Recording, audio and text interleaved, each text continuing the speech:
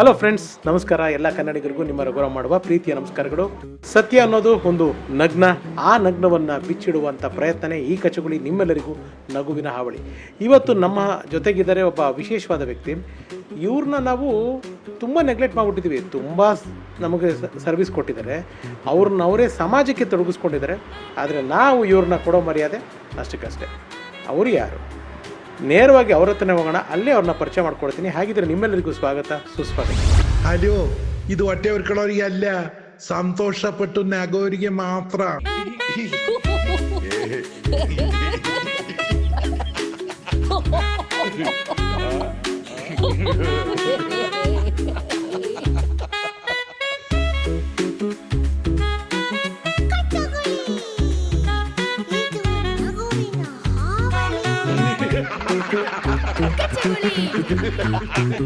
ರಫೀಕ್ ಅವರೇ ನಮಸ್ಕಾರ ಅಣ್ಣ. ನಮಸ್ಕಾರ. ಹೇಗಿದ್ದೀರಾ ರಫೀಕ್ ಅವರೇ? First class. क्या हमना क्या भाई, आराम से आती पी लेती खाती, सुबह से शाम तक काम करे सो आराम से रह जाती, सोता अच्छी. अल्लाह की दुआ से क्या भी प्रॉब्लम नहीं भाई. क्या तुम्हारे जैसे दोस्त आई नहीं, उससे ನಿಮ್ಮಂತ ಸ್ನೇಹಿತರು ಇದ್ದಾರಲ್ಲ, ಅದಕ್ಕೆ ಚಂದಾಗೆ ಇದೀವಿ ಅಣ್ಣ. ಓಕೆ ರಫೀಕ್ ಭಾಯ್, ಖುಷಿ ಆಗುತ್ತೆ ನಿಮ್ಮನ್ನು ಮಾತಾಡೋದಕ್ಕೆ. ತುಂಬ ದಿವಸ ಆಗಿತ್ತು ನಿಮ್ಮ ಜೊತೆ ಮಾತಾಡಿ. ರಫೀಕ್ ಭಾಯ್, ತಾವು ಚಾಲಕರು, ವಾಹನ ಚಾಲಕರು. ನೀವು ಹಂಗೆಲ್ಲ ಹೇಳ್ಬಿಟ್ರೆ, ಸಂಸ್ಕೃತ ಹೇಳ್ಬಿಟ್ರೆ ಗೊತ್ತಾಗಿಲ್ಲ ನಮಗೆ. ಒಚ್ಚಿ ಲಾರಿ ಹಣ್ಣು ಬಗಾನೆ ಹಣ್ಣು ಅಲ್ಲ, ಲಾರಿ ಅಂದ್ಬಿಟ್ರೆ ಎಲ್ಲರೂ ಅಂದ್ಕೊಂಡ್ಬಿಟ್ಟಿದ್ದಾರೆ ರೋಡಲ್ಲಿ ಹೋಗ್ಬಿಡೋದು, ಅಲ್ಲೆಲ್ಲೋ ನಿಲ್ಸ್ಬಿಡೋದು, ಮಲ್ಕೊಂಬಿಡೋದು ಅಂತ. ಹೌದು. ಇಲ್ಲ ಅಣ್ಣ, ಲಾರಿಯಲ್ಲಿ ಎಷ್ಟು ವೆರೈಟಿ ಐತೆ ಗೊತ್ತಾ? ಫಸ್ಟು ನಿಮಗೆ ಬಂಡೆ ಥರ ಲಾರಿ ಗೊತ್ತು? ದೊಡ್ಡದೊಡ್ದು ಬಂಡೆ ತರಲ್ಲ, ದೊಡ್ಡದೊಡ್ದು ಬಂಡೆ ಗೊತ್ತು. ಅದು ತಗೊಂಬಂದಿರೋ ಲಾರಿ ಇಲ್ಲ, ಹೆವಿ ಲೈಫ್ ರಿಸ್ಕ್ ಐತೆ ಅಣ್ಣ ಅದರೊಳಗೆ. ಯಾವ ಥರ? ಅಯ್ಯೋ, ದೊಡ್ಡ ಬಂಡೆ ಒಂದು ಪೀಸ್ ಇಟ್ಬಿಟ್ಟಿರ್ತಾರೆ. ಈಗ ನಿಮ್ಮದು ದೊಡ್ಡ ವಿಗ್ರಹ ಕೆತ್ತಕ್ಕಿಲ್ಲ ಇಲ್ಲಿ, ಕಲ್ಲು ನಮ್ಮದು ದೊಡ್ಡ ಲಾರಿ ಒಳಗೆ ತಂದಿಡೋದು. 36 ವೀಲ್ದು ಐತೆ, 60 ವೀಲ್ದು ಐತೆ. ಆ ಲಾರಿ ಒಳಗಡೆ ಏನು ಪ್ರಾಬ್ಲಮ್ ಗೊತ್ತಾ ನಿಮಗೆ ಗೊತ್ತೇ ಇಲ್ಲಲ್ಲ? ಒಂದು ಸತಿ ಬ್ರೇಕ್ ಹೊಡೆದ್ರೆ ಹಿಂದ್ಗಡೆ ಇರೋ ಕಲ್ಲು ಬಂದು ನಮ್ಮನ್ನು ಫಿನಿಶ್ ಮಾಡ್ಬಿಡ್ತು. ಅಯ್ಯಯ್ಯೋ, ಬ್ರೇಕ್ ಹಾಕಂಗೆ ಇಲ್ಲ ಅಣ್ಣ. ಸೇಫ್ಟಿ ಇರಲ್ವಾ? ಎಕ್ಸ್ಲೇಟರ್ ಒಳಗೆ ಗಾಡಿ ಕಂಟ್ರೋಲ್ ನೋಡಬೇಕು. ನೋಡಿ ಎಷ್ಟೈತೆ, ಅಲ್ಲಿಂದ ಗಾಡಿ ಬರ್ತಾ ಇದೆ, ಯಾವನೋ ಬಂದ ಅಂದರೆ ನಾವೇನಾದ್ರು ಹತ್ತಿಸ್ಬಿಟ್ರೆ ಇವನು ಸತ್ತೈತಾನೆ, ಅವನೇನಾದ್ರು ಬ್ರೇಕ್ ಹಾಕ್ಬಿಟ್ರೆ ಕಲ್ಲು ಬಂದು ನಮ್ಮನ್ನು ಸಾಯಿಸ್ಬಿಡ್ತಾನೆ. ಇದು ಅಣ್ಣ ಕಷ್ಟ ಐತೆ. ಆಮೇಲೆ ದೊಡ್ಡ ಗಾಡಿ ತೊಗೊಂಡಿದ್ದಲ್ಲ, ಹೈಟ್ ಇರೋದು, ಎಲ್ಲರೂ ರೋಡ್ ನೋಡಿ ಗಾಡಿ ಓಡಿಸ್ಕೊಂಡು ಇವರಿಗಿಲ್ಲ. ಆಮೇಲೆ ವಯಸ್ಸಾಗಿ ರೋಡ್ ಮಾತ್ರ ಅಲ್ಲ ಅಣ್ಣ, ಮೇಲ್ಗಡೆ ಮರ ನೋಡ್ಕೊಂಡು ಓಡಿಸ್ಬೇಕು. ಗೊತ್ತು, ಯಾವ ಕೊಂಬೆ ಬಂದು ಎಲ್ಲಿ ತಗಲ್ಬಿಡ್ತದೆ ಗೊತ್ತಾಗಿಲ್ಲ. ನೀವು ಬರೀ ಸ್ಕೂಲ್ ಮಕ್ಕಳನ್ನ ನೋಡು, ಒಂದು ಸ್ಕೂಟ್ರಿಂದ ಬಂದ್ಬಿಡ್ತಾನೆ, ಅದು ಏನು ಎಂತೆಂಥವ್ರು ಬರ್ತಾರೆ ಗೊತ್ತಾ, ಬೈ ಆ ಕಳ್ಳೆ ಬೂಸ ಆಯಾ ಬೂಸ ಎಲ್ಲ ತಗೊಂಬಂದ್ಬಿಡ್ತಾರೆ ನೋಡಿ. ಅದು ತಗೊಂಬಂದ್ಬಿಟ್ಟು ಬರ್ರ ಅಂತ. ಅದು ನಮ್ಗೆ ಹೆಂಗೆ ಅನ್ಸುತ್ತೆ ಅಂದರೆ, ಈ ಹುಲಿ ಮುಂದೆ ಅದು ಗಿಣಿ ಮರಿ ಇಲ್ಲ, ಅದು ಬಂದು ಹಿಂಗೆ ಆಡ್ದಂಗೆ ಅನಿಸ್ತದೆ. ಒಂದು ಸತಿ ನಾವು ಹತ್ರ ಹೋಗ್ಬಿಟ್ರೆ ಸತ್ತೋಯ್ತದೆ ಅದು. ರಫೀಕ್ ಭಾಯ್, ಇದನ್ನೆಲ್ಲ ಮಾತಾಡ್ತಾ ಇದ್ವಿ. ನಿಮ್ಮ ಕೆಲಸದ ಬಗ್ಗೆ ನೀವು ಹೇಳಿದ್ರಿ, ನಿಮ್ಮ ಸಂಸಾರದ ಬಗ್ಗೆ ಹೇಳಿ ರಫೀಕ್ ಭಾಯ್. ಅಂದರೆ ಟ್ರಾವೆಲೇ ಮಾಡ್ತಾ ಇರ್ತೀರಾ, ಮನೆಯವ್ರಿಗೆ ಯಾವಾಗ ಟೈಮ್ ಕೊಡ್ತೀರಾ? ಫ್ಯಾಮಿಲಿ ಬಗ್ಗೆ ಹೇಳಿ. ಗಾಡಿ ಅಣ್ಣ, ಯಾವಾಗಲೂ ಗಾಡಿನೇ ದೇವರು. ಗಾಡಿ ಓಡಿಸ್ತಾನೆ ಇರ್ತೀವಿ, ಗಾಡಿ ಓಡಿಸ್ತೀನಿ. ಯಾವಾಗಲೂ ತಿಂಗಳಿಗೆ 2 ದಿವಸ 3 ದಿವಸ ಬ್ರೇಕ್ ತೊಗೊಂಡು ಮನೆಗೆ ಬರೋದು. ಟೈಮೇ ಇಲ್ಲ ಮನೆಯೊಳಗೆ. ಆದರೂ ಈಗ ನೋಡಿ, ಮದುವೆ ಆಗಿ 11 ವರ್ಷ ಆಯಿತು, 9 ಜನ ಮಕ್ಕಳು. ಟೈಮ್ ಇಲ್ಲ ಅಣ್ಣ, ಅದೇ ಪ್ರಾಬ್ಲಮ್ ನಮಗೆ. ರಫೀಕ್ ಭಾಯ್, ಟೈಮ್ ಇಲ್ದೇನೆ 9 ವರ್ಷದಲ್ಲಿ 11 ಮಕ್ಕಳು ಮಾಡಿದ್ದೀರಾ? ಇನ್ನು ಟೈಮ್ ಇದ್ದಿದ್ರೆ 9 ವರ್ಷದಲ್ಲ, 11 ವರ್ಷದಲ್ಲಿ 9 ಮಕ್ಕಳು. ಸಾರಿ, 11 ವರ್ಷ. ಉಲ್ಟಾ ಮಾಡ್ಬಿಟ್ರೆ ನನ್ನ ಹೆಂಡತಿ ಕೇಳ್ತಾರೆ ಬಾಕಿ 3 ಯಾರ್ದು ಅಂತ. ಅಯ್ಯೋ, ತಪ್ಪಾಯ್ತಮ್ಮ. ಕೆಲವರು ಕಂಪ್ಲೇಂಟ್, ನೀವು ದೊಡ್ಡ ಗಾಡಿಗಳನ್ನ ತಗೊಂಡು ಸಿಟಿ ಒಳಗಡೆ ಬಂದಾಗ, ಯಾರು ಅವರು ಇಷ್ಟು ದೊಡ್ಡ ಗಾಡಿ ಎತ್ಕೊಂಡು ಸಿಟಿ ಒಳಗಡೆ ಬಂದ್ಬಿಡ್ತಾರೆ, ಊರೊಳಗಡೆ ಬಂದ್ಬಿಡ್ತಾರೆ, ಸೆನ್ಸ್ ಇಲ್ಲ, ನ್ಯೂಸೆನ್ಸ್ ಕ್ರಿಯೇಟ್ ಮಾಡ್ತಾರೆ, ಈ ರೀತಿ ಎಲ್ಲ ಕೆಲವರು ಮಾತಾಡ್ತಾರೆ, ಬೈತಾರೆ. ಅವಾಗ ನಿಮ್ಗೆ ಏನು ಅನ್ಸುತ್ತೆ ರಫೀಕ್ ಭಾಯ್? ಅವಕ್ಕೆ ಗೊತ್ತಿಲ್ಲ ಅಣ್ಣ, ಬ್ರೇನ್ಲೆಸ್ಸು. ನಮಗೆ ನೋಡಿ ನಗು ಬರ್ತಿದೆ. ಏನು ಸಂತೋಷ ಪಟ್ಕೊಂಡು ಓಡಿಸ್ತಾರಲ್ಲ ಕಾರು, ಅದು ತಗೊಂಬಂದಿದ್ದೆ ಈ ಗಾಡಿ. ಅದು ಈ ಗಾಡಿ ಒಳಗೆ ಊರೊಳಗೆ ಬಂದಿಲ್ಲ ಅಂದರೆ ಅವ್ನ ಕಾರಲ್ಲಿ ಅಕಸ್ಮಾತ್ ಉದುರ್ತದೆ. ಗಿಜಾತ ಐಸಾಚಿ ಗಾಡಿಯಲ್ಲಿ ಕೆಳ ಆತಾನೆ ಕ್ಯಾಬಿನಿ. ಅದು ಮೇಲ್ಗಡೆಯಿಂದ ಗಾಡಿ ಬಂದು ಬೀಳೋಕ್ಕೆಲ್ಲ ನಾವೇ ತೊಗೊಂಬರ್ಬೇಕಣ್ಣ. ಸ್ಪೇರ್ ಪಾರ್ಟ್ಸ್ ತರೋರು ನಾವು, ಕಾರ್ ತರೋರು ನಾವು, ಫ್ರಿಜ್ ತರೋರು ನಾವು, ನಿಮ್ಮ ವಾಷಿಂಗ್ ಮಿಷಿನ್ ತರೋರು ನಾವು. ಇದೆಲ್ಲ ನಾವು ತೊಗೊಂಬಂದ್ಬಿಟ್ಟು ನಾವು ಬೇಡ ಈಗಲ್ಲ, ನಾವು ಮಾತ್ರ ಸಿಟಿ ಒಳಗೆ ಬರಬಾರ್ದು. ಕೊಂದು ಬಲೆ ಅಷ್ಟೇ. ಅವ್ರಿಗೇನೋ ಬುದ್ಧಿ ಐತೆ, ಯಾರು ಕರ್ಕೊಂಬಂದ್ರು ಅವ್ರು ಬೇಡ ಅವ್ರಿಗೆ. ಇವತ್ತು ನೋಡಿ ವೃದ್ಧಾಶ್ರಮ ಯಾಕೆ ಜಾಸ್ತಿ ಆಗೈತೆ? ಯಾಕೆ? ಅಪ್ಪ ಅಮ್ಮನ ತೊಗೊಂಡೋಗಿ ವೃದ್ಧಾಶ್ರಮಕ್ಕೆ ಹಾಕ್ಬಿಡ್ತಾರೆ. ಅವರೇ ತಾನೇ ಇವ್ರನ್ನ ಕರ್ಕೊಂಬಂದಿದ್ದು. ಆ ಕರ್ಕೊಂಬಂದವ್ರು ಇವ್ರಿಗೆ ಬೇಡ. ಅದೇ ಥರ ನಮ್ಮ ಲಾರಿ ಬೇಡ ಇವ್ರಿಗೆ. ಲಾರಿ ಕರ್ಕೊಂಬಂದಿದ್ದಣ್ಣ ಇವ್ರನ್ನೆಲ್ಲ. ರಾತ್ರಿ ಎಲ್ಲ ಓಡಿಸ್ಕೊಂಡು ಘಾಟ್ ಸೆಕ್ಷನ್ ಮೇಲೆ ಕಣ್ಣು ಮುಚ್ಕೊಳ್ದೆ, ಹಂಗೆ ಕಣ್ಣು ಮುಚ್ಚಿದ್ರೆ ಇವ್ರ ಗಾಡಿ ಎಲ್ಲ ಹಿಂಗೆ ಆಗ್ಬಿಟ್ಟಿರೋದು. ಎಲ್ಲ ತಗೊಂಬಂದು ಇಲ್ಲಿ ಬಿಟ್ಟು ರಾತ್ರಿ ನಿಲ್ಲಿಸಿ ಪೊಲೀಸ್ನವ್ರ ಕೈಲಿ ಬೈಸ್ಕೊಂಡು ರಸ್ತೆನೆಲ್ಲ ಅಡುಗೆ ಮಾಡಿಕೊಂಡು. ನೀವೇ ಅಡುಗೆ ಮಾಡ್ಕೋತೀರಾ? ಅಡುಗೆ ಬಹುತ್ ಫಸ್ಟ್ ಕ್ಲಾಸ್ ತರ್ತೀವಿ ಸ್ವಾಮಿ, ಭಾಳ ಚೆನ್ನಾಗೇ ಮಾಡ್ತೀವಿ. ಏನೇನು ಮಾಡ್ತೀರಾ? ಬಿರಿಯಾನಿ ಟೈಮಲ್ಲಿ ಸಿಗುತ್ತೆ ನಿಮಗೆ? ಬಿರಿಯಾನಿಗೆ ಐಡಿಯಾ ಐತೆ ಅಣ್ಣ, ಸುಮ್ಮನೆ ಮಾಡೋಕ್ಕಿಲ್ಲ ಬಿರಿಯಾನಿ. ನೀವೇನು ಮಾಡ್ತೀರಿ ಬಿರಿಯಾನಿಗೆ? ನಿಮಗೆ ಗೊತ್ತಿಲ್ಲ ಬಿಡಿ, ನೀವು ನಾನ್ ವೆಜ್ ತಿನ್ನೋಕ್ಕಿಲ್ಲ ಬಿಡೋಕ್ಕಿಲ್ಲ. ಆ್ಯಕ್ಚುಲಿ ಬಿರಿಯಾನಿ ಕ್ಯಾಮಲ್ಲೊಮ್ಮೆ ಬಿರಿಯಾನಿಗೆ ತಂದ್ಬಿಟ್ಟು ಖಾರ ಹಿಡಿಬೇಕು. ಖಾರ ಹಿಡಿಬೇಕು? ಕೋಳಿಗೆ ಕುರಿಗೆ ಮಾಡುವಾಗ ಅದಕ್ಕೆ ಖಾರ ಹಿಡಿಬೇಕು. ನೀವು ಅರ್ಜೆಂಟಲ್ಲಿ ಮಾಡಿಬಿಟ್ರೆ ಹೆಂಗಾಯ್ತದೆ? ಅದಕ್ಕೆ ನಾವೇನು ಮಾಡ್ತೀವಿ, ಒಂದು ಕುರಿನ ಕರ್ಕೊಂಡು ಬರ್ತೀವಿ, ಬನ್ನಿಪ್ಪ ಅಂತ ಕರ್ಕೊಂಬಂದು ಅದಕ್ಕೆ ಮೆಣಸಿನ್ಕಾಯಿ ತಿನ್ನಿಸ್ತೀವಿ, ಉಪ್ಪು ತಿನ್ನಿಸ್ತೀವಿ, ಖಾರ ಉಪ್ಪು ಹಿಡಿತೀವಿಲ್ಲ, ಆಮೇಲೆ ನಿಂಬೆಹಣ್ಣು ಕುಡಿಸ್ಬಿಡ್ತೀವಿ ಜ್ಯೂಸು. ಆ ಉಪ್ಪು ಖಾರ ಹುಳಿ ಹಿಡಿದಿತ್ತಲ್ಲ ಆವಾಗ ಅದನ್ನು ಬಿರಿಯಾನಿ ಮಾಡಿ. ಪ್ರಾಣಿ ಹಿಂಸೆ ತಪ್ಪಲ್ವ ರಫೀಕ್? ಪ್ರಾಣಿ ಹಿಂಸೆ ಯಾವುದು ತಪ್ಪು? ನೀವೆಲ್ಲ ಮಾಡೋದು ಪ್ರಾಣಿ ಹಿಂಸೆನೆ. ಹಿಂಗೆ ಕೆರ್ಕೋತೀವಲ್ಲ, ಅಲ್ಲಿ ಸೊಳ್ಳೆ ಇದ್ರೆ ಸತ್ತೋಗ್ಬಿಡಕ್ಕಿಲ್ಲ. ಇವಾಗ ನೋಡಿ ಕೆರ್ಕೊತಾ ಇದ್ದೀರಾ, ಅಲ್ಲಿ ಒಂದು ಸೊಳ್ಳೆ ಐತಪ್ಪ, ಸತ್ತೋಗ್ಬಿಟ್ರೆ ಪ್ರಾಣಿ ಹಿಂಸೆ ಇಲ್ಲ, ಅದು ಪ್ರಾಣಿ ಇಲ್ಲ.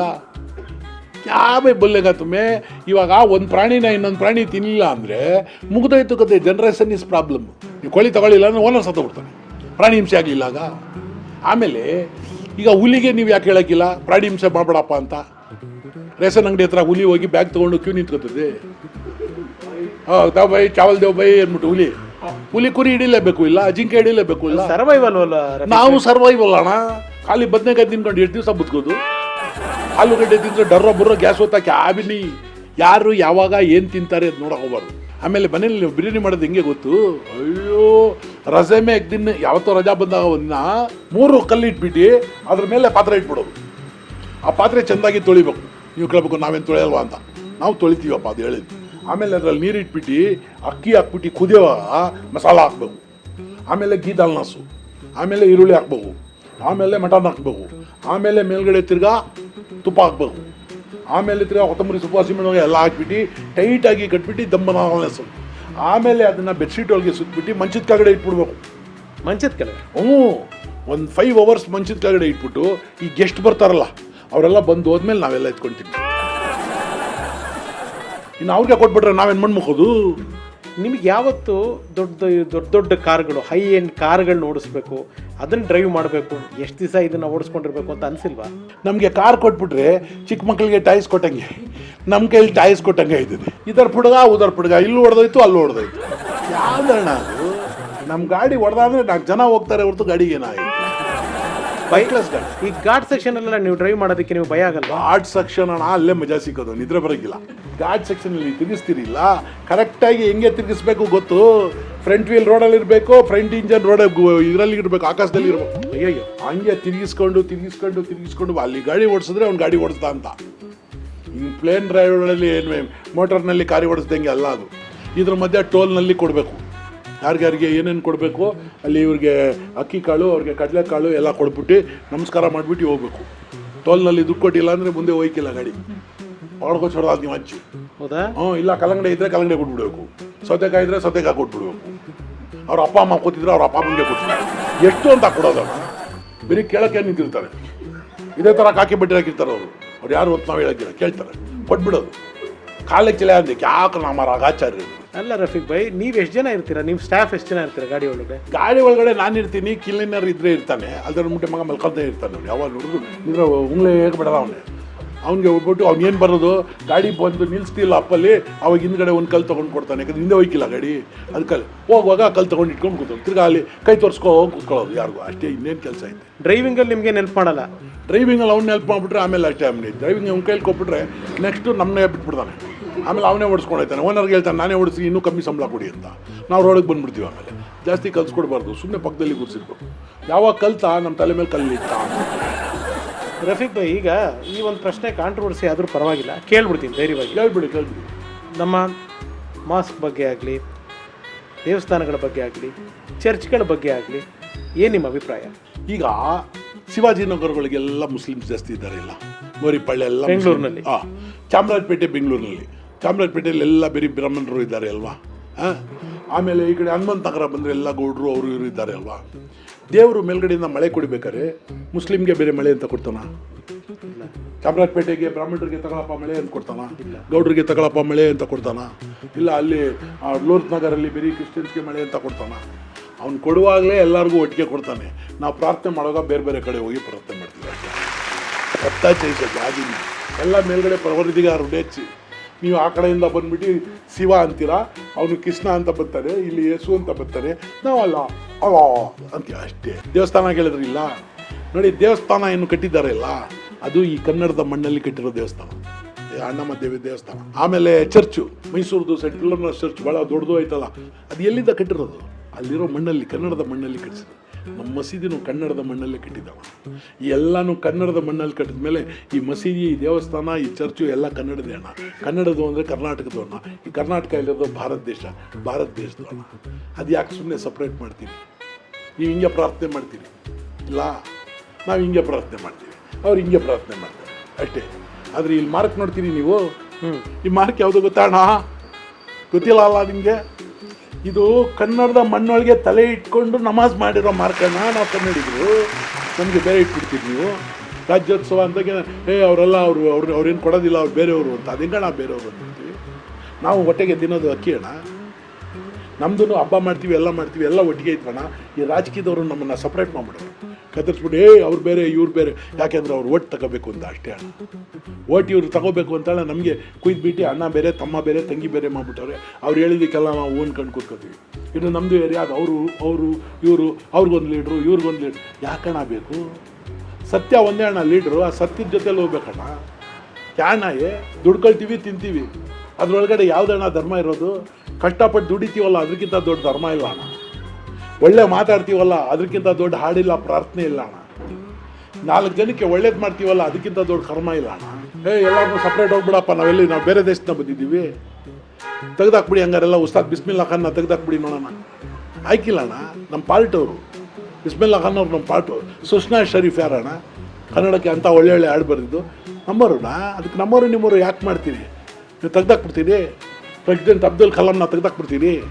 ಆಯ್ಕಿಲ್ಲ ಅಣ್ಣ, ನಾವೆಲ್ಲ ಒಂದೇ ಅಣ್ಣ. ಕುವೆಂಪು, ಅಬ್ದುಲ್ ಕಲಾಂ ಇವ್ರನ್ನೆಲ್ಲ ನಾವು ಒಂದೇ ಕಡೆ ಇಟ್ಕೊಂಡು ಪೂಜಿಸ್ತೀವಿ ಅಣ್ಣ. ನಾವೆಲ್ಲ ಒಂದೇ. ಇವರು ರಾಜಕೀಯಕ್ಕೋಸ್ಕರ, ಓಟಿಗೋಸ್ಕರ ನಮಗೆ ಸಪ್ರೇಟ್ ಮಾಡಿಬಿಟ್ಟು ನಮ್ಮ ಅಣ್ಣ ತಮ್ಮದಿರೊಳಗೆ ಜಗಳ ತಂದುಬಿಟ್ಟವ್ರೆ. ನಿಮ್ಮ ಅಕ್ಕಿ ನಾವು ಊರೊಳಗೆ ತರೋದು ನಾವು, ನೀವು ಬೆಳೆದಿದ್ದ ಅಕ್ಕಿನ ತಿನ್ನೋರು ನಾವು ಅಷ್ಟೇ. ನಾವೇನು ಅಲ್ಲಿ ಅಕ್ಕಿ ಬೇಯಿಸ್ತೀವಿ. ಯಾರು ಕುಮಾರೇಗೌಡ, ನಾರಾಯಣೇಗೌಡ, ಗಂಗಾಧರ ಇವರೆಲ್ಲ ಅಕ್ಕಿ ಬೆಳೆಸ್ತಾರೆ, ಬಂದ್ಬಿಟ್ಟು ಫಾರಮ್ ಹೌಸ್ಗೆ ಹಾಕ್ತಾರೆ, ನಾವು ಅಲ್ಲೋಗಿ ತೊಗೊಂಬರ್ತೀವಿ.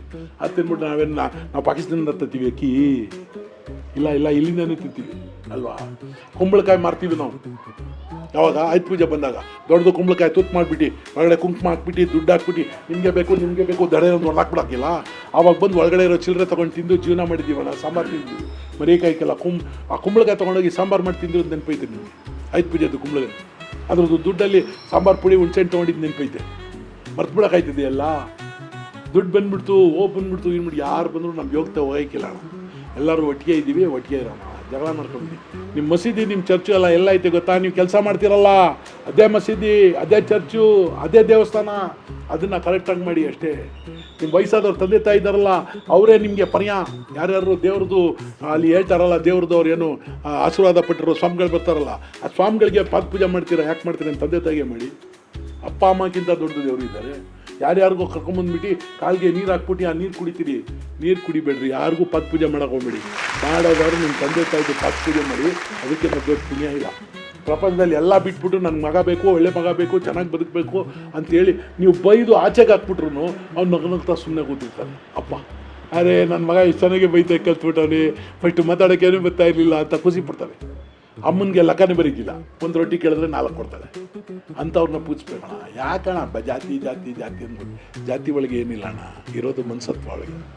ಸೂಪರಾಗಿ ಹೇಳಿದ್ರಿ ರಫೀಕ್ ಭಾಯ್, ಬದುಕಿನ ಪಾಠಗಳನ್ನ ಅದ್ಭುತವಾಗಿ ಹೇಳಿದ್ರಿ ರಫೀಕ್ ಭಾಯ್. ಇವಾಗ ಪ್ರೋಗ್ರಾಮ್ ಮುಗಿಸೋದಕ್ಕಿಂತ ಮುಂಚೆ ನಿಮಗೆ ಕನ್ನಡ ಸಿನಿಮಾಗಳು ನೋಡ್ತೀರಾ, ಕನ್ನಡ ಹಾಡುಗಳು ಗೊತ್ತಿರುತ್ತೆ ಅಂತ ಯಾವ್ದಾದ್ರು ಒಂದು ಫೇವ್ರೇಟ್ ಹಾಡು ಹೇಳಿ ರಫೀಕ್ ಭಾಯ್. ಅಯ್ಯೋ ಅಣ್ಣ, ಇವಾಗ ಏನು ಗೊತ್ತಾ, ಮುಂಚೆ ನಾವು ಯಾವ ಹಾಡು ಹೇಳ್ತಾ ಇದ್ರು, ಲಾಸ್ಟಲ್ಲಿ ಯಾವ ಹಾಡು ಹೇಳ್ಬೇಕು ಅಂತ ಗೊತ್ತಿಲ್ಲ.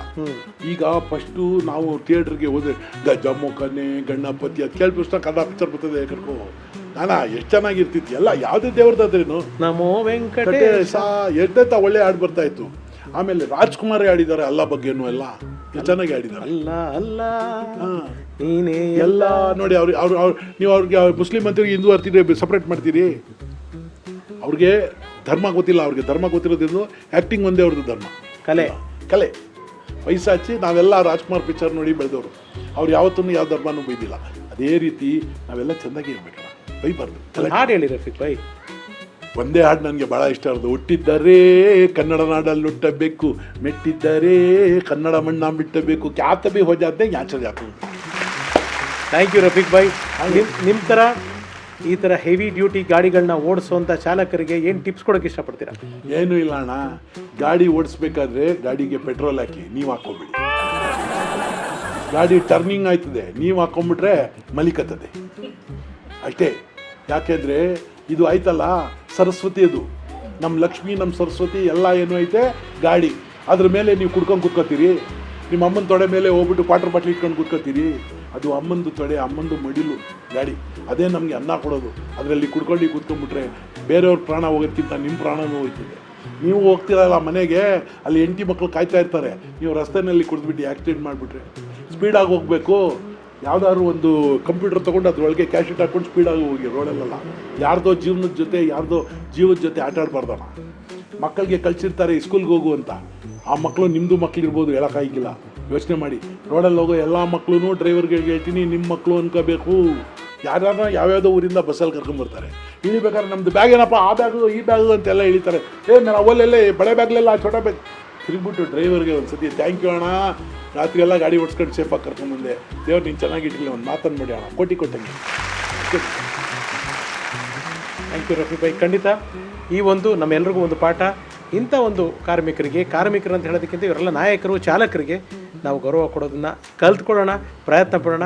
ರಫೀಕ್ ಥರ ಕ್ಯಾರೆಕ್ಟರ್ ಒಬ್ಬರೇ. ಈ ರಫೀಕು ಅವಾಗ ನಮ್ಮ ಕಾರ್ಯಕ್ರಮದಲ್ಲಿ ಬರ್ತಾ ಇರ್ತಾರೆ. ಇವತ್ತು ಒಬ್ಬ ಚಾಲಕನಾಗಿ ಬಂದರು, ಮುಂದಿನ ದಿನಗಳಲ್ಲಿ ಬೇರೆ ಥರದಲ್ಲಿ ಬರ್ತಾರೆ. ಥ್ಯಾಂಕ್ ಯು ರಫೀಕ್ ಭಾಯ್, ನಿಮ್ಮ ಸಮಯ ನಮಗೆ ಕೊಟ್ಟು ಇಷ್ಟೊತ್ತು ಮಾತಾಡಿದ್ದಕ್ಕೆ. ದೇವರು ನಿಮಗೆ ಚೆನ್ನಾಗಿ ಇಟ್ಟಿರಲಿ, ನಿಮ್ಮ ಶೋನ ಎಲ್ಲರೂ ನೋಡಲಿ, ಎಲ್ಲರೂ ಚೆನ್ನಾಗೇ ಇರಲಿ. Thank you Rafiq Bhai. ಯಾರ್ಯಾರು ಶೋ ನೋಡ್ತೀರೋ ಅವರು ಚೆನ್ನಾಗೇ ಇರಲಿ. ಇದಾಗಿತ್ತು ನಮ್ಮ ರಫೀಕ್ ಅವರೊಂದಿಗೆ ನಮ್ಮ ಇವತ್ತಿನ ಕಚಗುಳಿ. ಈ ಕಚಗುಳಿ ನಿಮಗೆಲ್ಲ ನಗುವಿನ ಹಾವಳಿ ಕೊಟ್ಟಿದೆ ಅಂತ ತಿಳ್ಕೊತೀನಿ. ಸೊ ಕಾರ್ಯಕ್ರಮನ ಇಲ್ಲಿಗೆ ಮುಕ್ತಾಯ ಮಾಡ್ತಾಯಿದ್ದೀನಿ. ಮತ್ತು ಮುಂದಿನ ಸಂಚಿಕೆಯಲ್ಲಿ ಇನ್ನೊಬ್ಬ ನಮ್ಮ ಪರಿಕಲ್ಪನೆಯ ಸತ್ಯವಂತನ ಪಾತ್ರದೊಂದಿಗೆ ನಿಮ್ಮ ಮುಂದೆ ಬರ್ತೀನಿ. ನಿಮ್ಗೆ ಯಾವ್ದಾದ್ರು ಪಾತ್ರಗಳು ಬೇಕಾ, ದಯಮಾಡಿ ನಮಗೆ ವಾಟ್ಸಪ್ ಮಾಡಿ. ನೀವು ಬಯಸೋ ಪಾತ್ರನ ಇಲ್ಲಿ ಕರ್ಕೊಂಡು ಬಂದು ಕೂತು ನಾವು ಸಂದರ್ಶನ ಮಾಡ್ತೀವಿ ಅಂತ ಹೇಳ್ತಾ ಇಲ್ಲಿಗೆ ಕಾರ್ಯಕ್ರಮನ ಮುಗಿಸ್ತಾ ಇದ್ದೀನಿ. ಸತ್ಯ ಅನ್ನೋದು ಒಂದು ನಗ್ನ, ಆ ನಗ್ನವನ್ನು ಬಿಚ್ಚಿಡೋದಕ್ಕೆ ನಾವಿಟ್ಟಿದ್ದೀವಿ ಲಗ್ನ. ಅದೇ ಈ ಕಚಗುಳಿ ನಗುವಿನ ಹಾವಳಿ. ಹೋಗಿ ಬರ್ತೀನಿ, ನಮಸ್ಕಾರ.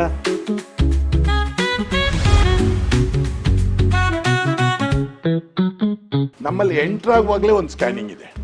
ಆ ಸ್ಕ್ಯಾನಿಂಗ್ ಅಲ್ಲಿ ನಿಮ್ಮ ಕ್ರೆಡಿಟ್ ಕಾರ್ಡು ಸ್ಕ್ಯಾನ್ ಆಗಿಬಿಡುತ್ತೆ, ನಿಮ್ಮ ಪರ್ಸು ಸ್ಕ್ಯಾನ್ ಆಗಿಬಿಡುತ್ತೆ. ಅದರಲ್ಲೇ ಗೊತ್ತಾಗುತ್ತೆ ನಿಮ್ಮ ಕೆಪಾಸಿಟಿ ಎಷ್ಟಿದೆ ಕಟ್ಟಕ್ಕೆ ಅಂತ. ಆಮೇಲೆ ನಿಮ್ಮ ಇನ್ಶೂರೆನ್ಸ್ ಎಷ್ಟಕ್ಕಿದೆ, ಅದ್ರ ಮೇಲೆ ಟ್ರೀಟ್ಮೆಂಟ್ ಆಗಬೇಕು. ರೋಗದ ಮೇಲೆ ಟ್ರೀಟ್ಮೆಂಟ್ ಮಾಡಿದ್ರೆ ಆಗಲ್ಲ.